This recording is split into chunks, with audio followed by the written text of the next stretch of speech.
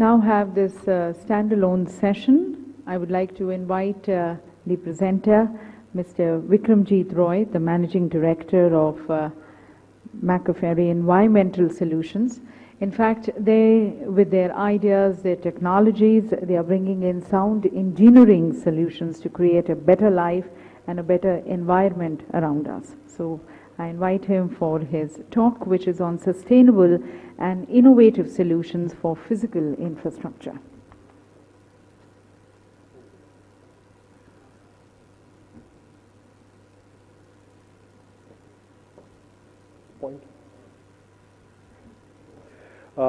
Good afternoon, ladies and gentlemen. My presentation is, I think, supposed to be a little bit of a break from what you have been seeing and hearing since morning. And my presentation will also probably take you a little away from cities to development of infrastructure outside the cities. We are all aware that as a country how important it is for us to develop our physical infrastructure, and we also know how much the government is trying to put that in place. But building infrastructure, we have to be aware of the several impacts that it brings in terms of construction of the physical infrastructure. So my presentation will show or highlight as to how there can be alternative approaches to what we have seen as conventional methods of building infrastructure. Normally, when we think of building physical infrastructure, the first thought that comes to our mind is concrete and steel. And while concrete and steel are very, very important for building physical infrastructure, but there are other alternative ways of building sustainable and innovative infrastructure. Right now, I am coming in from a very thought-provoking roundtable discussion on using green technologies for civil engineering solutions.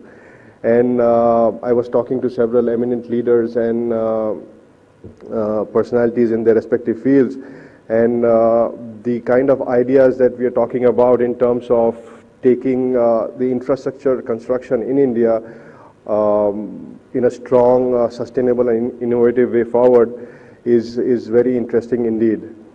And I will start off by highlighting what are the kind of problems that we are looking at in terms of building physical infrastructure.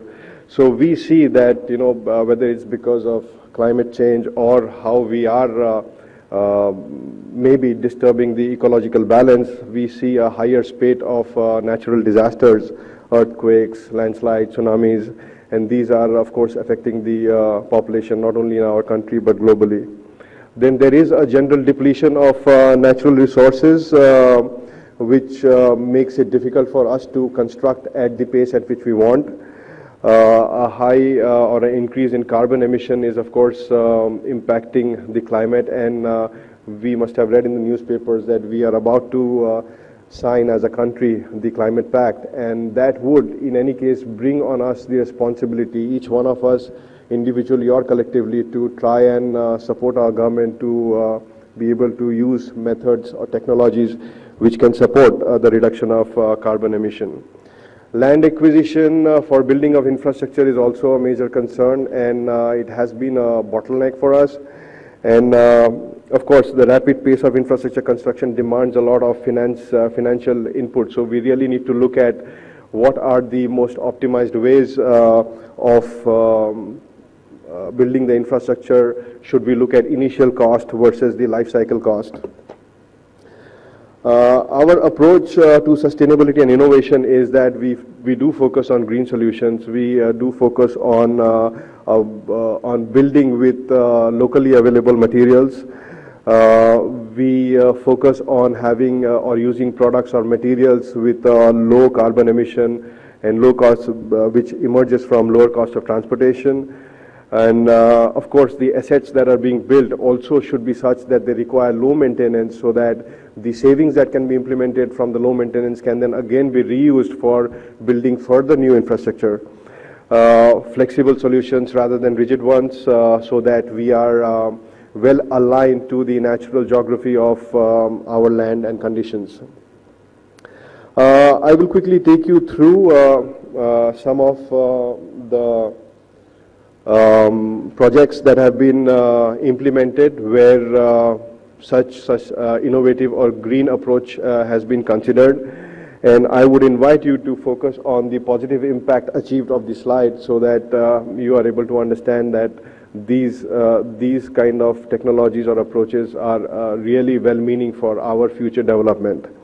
So this project is right now, while it was constructed in the late 90s, but there is still work ongoing in terms of rockfall protection. As you can see at the bottom screen, the rockfall protection that has created so much of damage and even lives were lost. And on the images on the right, you can see how effectively, without disturbing the present infrastructure, we are able to enforce the protection. Similarly, we have also introduced our systems and technologies in the Creek Kalatalav Sanesh Road in Bhavnagar, Gujarat.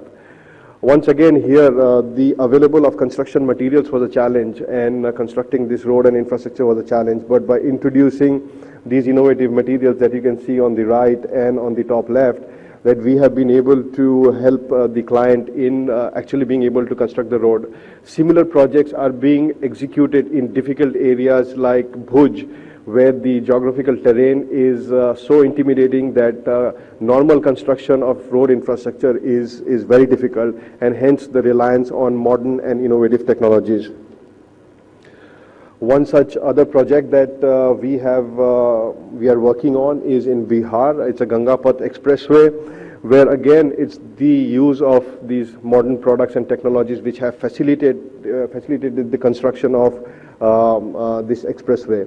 It's still in progress, but the challenge is that it's a highly seismic zone, it's a waterlogged zone, and constructing using conventional methods is a challenge. Another example of a road project using new materials and new technologies or green solutions using local materials that we have been able to implement in Mundra, Gujarat. Moving away from roads and highways, you can also see the innovative use of materials in railways and protection of railway assets. And while these are simple and effective both in terms of cost and technical feasibility and quick implementation, these methods have really helped the client to achieve things which would have otherwise been difficult.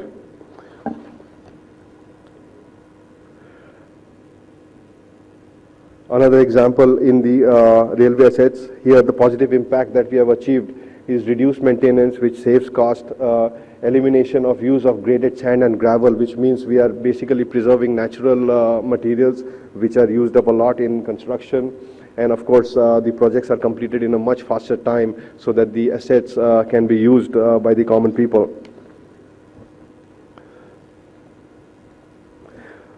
This is a very interesting project that we have done. This is the Sikkim Airport project. It's a greenfield airport.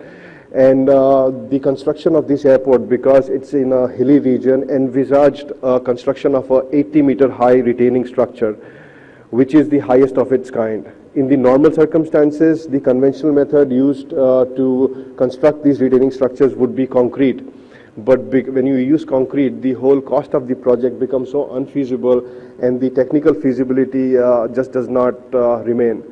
So it was with the use of these modern innovative technologies that the feasibility of this construction was achieved.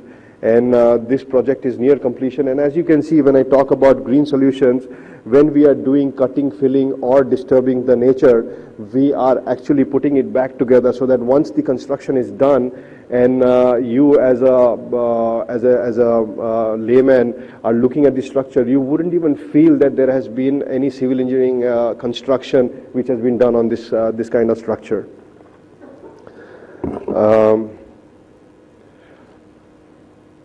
Sorry.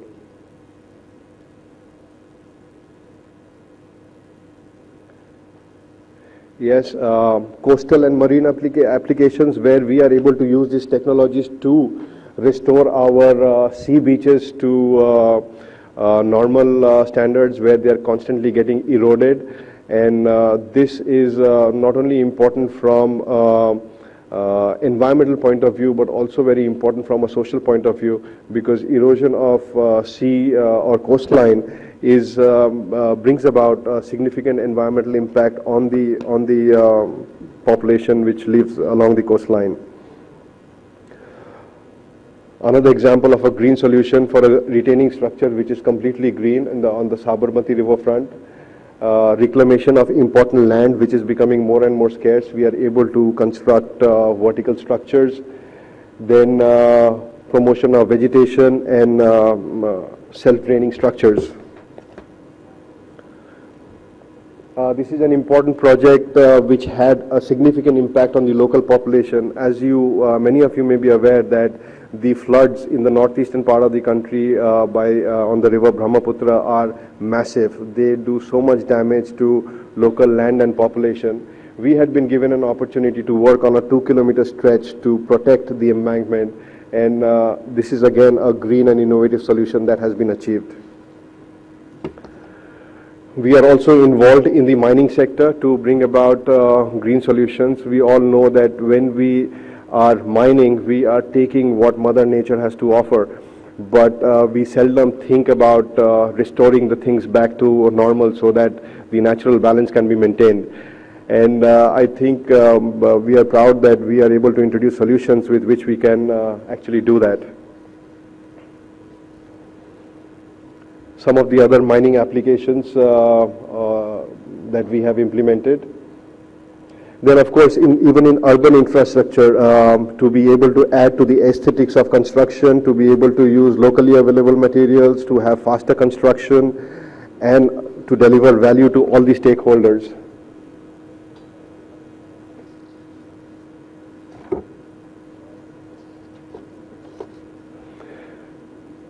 Sorry, I think I've skipped ahead. Yeah. The next one is a significant work that has been done in terms of our places of heritage or religious importance. This is an important project that has been executed for the Saptashringi Garh temple near Nashik, and this solution has been able to save